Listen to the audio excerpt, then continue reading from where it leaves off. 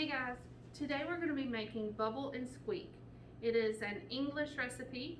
It's similar to a potato cake, and we're going to go ahead and get started. The history about this dish is that it was made from leftovers. Well, obviously here at school we don't have any leftovers, so I'm going to create some. You're going to start with some Brussels sprouts, about 8 to 10 Brussels sprouts, and we're going to toss them in olive oil and add some salt and pepper and bake them in the oven. So I'm just going to cut the ends off. These have already been washed. Okay, now that we have the ends cut off and all the extra leaves removed, we're going to add a little bit of olive oil. We're just going to sprinkle that in. Add some salt.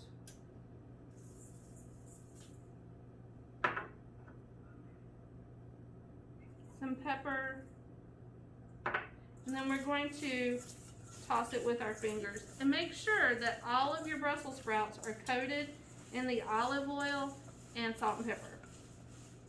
Then you're going to transfer it over onto a baking pan and put it in the oven at 350 for about 15 to 20 minutes. My oven is already heated, so let's go put it in. Now that our Brussels sprouts are in the oven, we're going to peel our potatoes. It calls for a cup of potatoes, and since we have not cooked ours and ours is not leftovers, we are going to guesstimate. I'm guessing that it's about 4 potatoes. When you're peeling the potatoes, please be very careful and keep your fingers out of the way of the potato peeler or vegetable peeler.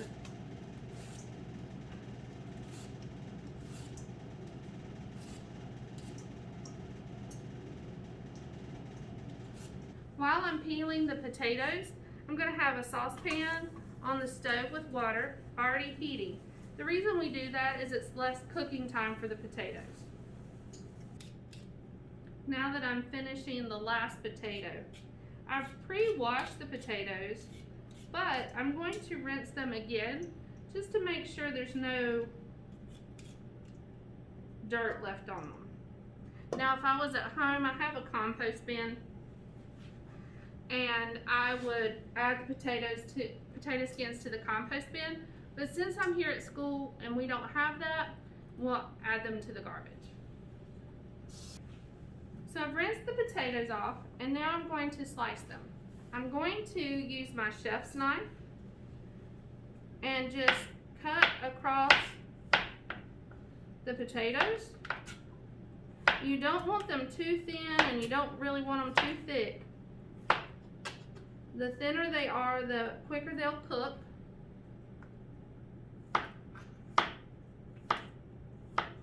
You want to make sure that you keep your fingers in like a claw position when you get closer to the edge of the potato. That way you don't cut yourself.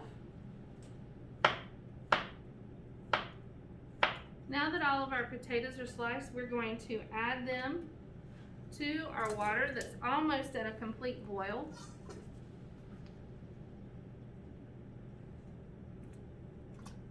Potatoes, you need to always add salt to potatoes when you're boiling them, and you really can't add too much salt to the potatoes. Okay, now because we've sliced potatoes and our board is wet, we are going to clean the board and then slice up our onion. Get all the loose layers off. And this calls for half of a medium onion. You can always add more if you like onion. You're going to leave the root ball attached and cut off the top. And then gently score the outside and then take that top layer off.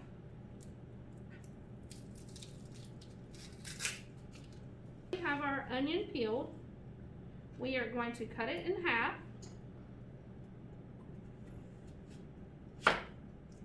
And the reason we left this root balm on here is that it will hold the onion in place. So you're just going to cut down almost to the root ball in thin slices.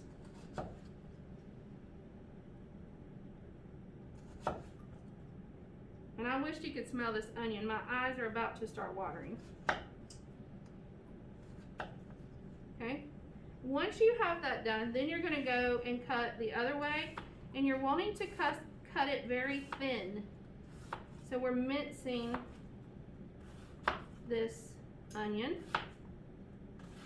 And the closer I get to my fingers, the more I'm going to make that claw. And the purpose of that claw is so that I don't cut myself. And we're just going to leave this to the side. This half of the onion we'll save for another project. Now we're going to clean our knife and get a new cutting board to cut our bacon. So now I have a clean cutting board. Now you may think it's crazy to clean the cutting board that many times, but there's so many pathogens and bacteria that can get on your food and transport. So you want to make sure that you're not cross-contaminating your food. Now, you're going to need 3 to 4 pieces of bacon. Now, I got the thick cut bacon, which is what I prefer. So I'm going to use 3 pieces of bacon. And then the rest of this will be for another project. What you're going to do is thinly cut your bacon.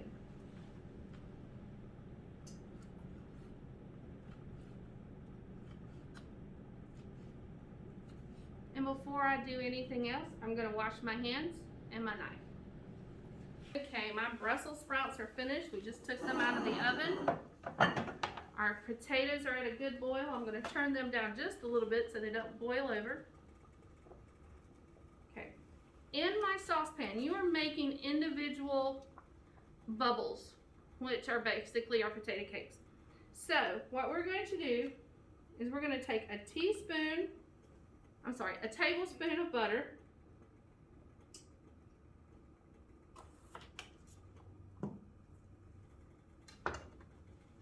And on medium heat, we're going to melt our butter.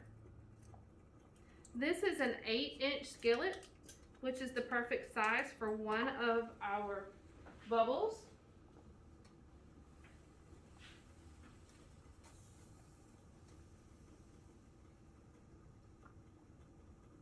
Non-stick pan, so you want to make sure that you do not use any metal in a non-stick pan. You can use wood or bamboo, and you can use plastic. Okay, while that's heating up, we're going to take, now this recipe says that it'll make 2 bubbles. We are going to actually break ours up into 3. Simply because I'm feeding some extra people here at school. So I'm going to take 1/3 of my onions and put those in. And 1/3 of the bacon. And what you're wanting to do is to let that brown. Okay, so your onions will turn translucent and your bacon will turn brown. Okay, while we're waiting on that to cook, I'm going to go ahead and slice up my Brussels sprouts. And if you don't like Brussels sprouts, you can use cabbage. Either one will work for this recipe. So I'm going to transfer them off of my baking sheet. They're still very warm.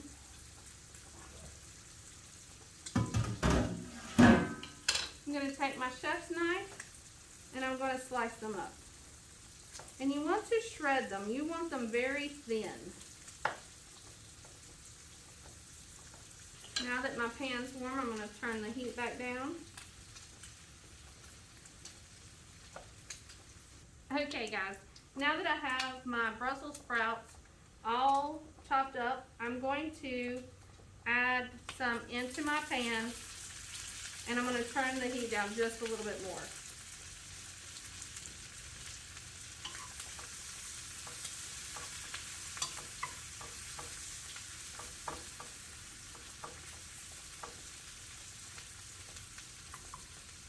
Okay, so we have our mashed potatoes, and I just made them the way I make them at home with some butter, milk, salt, and pepper. And now that this is rendered down, we're going to mix in some mashed potatoes.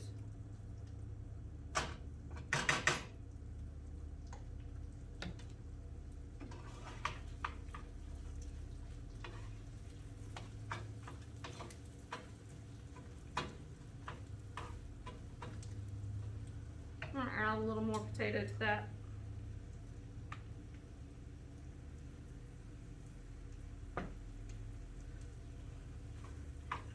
Once you get it mixed together, you're going to let it cook on one side until it's nice and brown, which is about 5 minutes.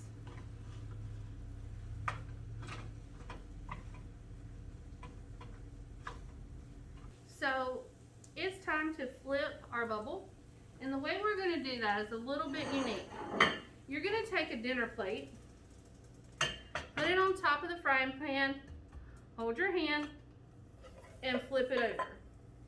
And you see how nice and brown it is. Then you're going to slide it back off, back into your skillet. And of course, this is the plate you're going to serve on, right? No, we'll get a clean one for that. So now you need another 5 minutes on this side. Okay guys, so we have our bubbles finished, and if you notice, one of mine did not turn out as good as all the others, which is par for the course. So now we're going to do the last piece, which is adding the squeak. You're going to take a little bit of butter, and I've turned my pan down. Squish it. We're going to swish it around a little bit. And then we're going to add an egg. Now the recipe calls for a sunny side up egg. I don't particularly like sunny side up eggs, so I'm going to do an over easy egg. What I'm going to do is bust that white up a little bit. You want to leave the yolk intact so that it spreads out in the pan a little bit. Okay, we're going to add some pepper. I like a lot of pepper. Do it as you wish. And some salt.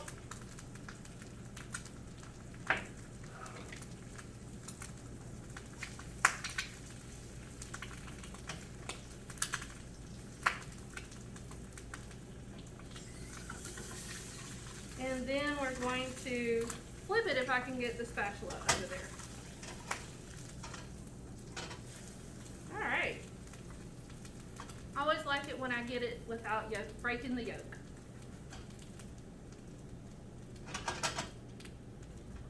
Now remember, an over easy egg, you can have over easy, over medium, or over hard.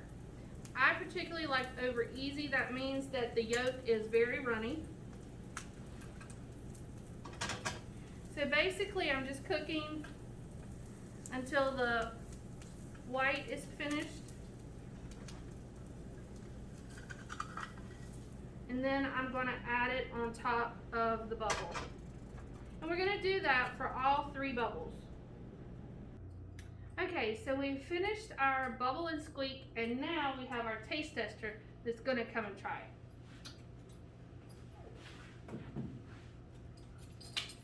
So Miss Hornbuckle gets to try.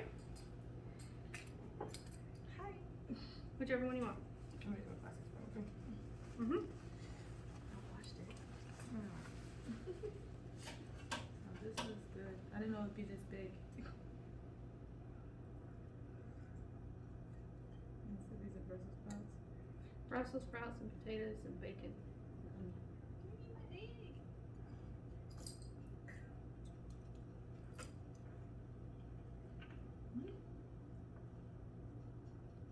First time having a Brussels sprout. You've never had Brussels sprouts before? Mm-mm. Pretty good, huh? This is good. Can I eat this? Yes, it's yours. Okay.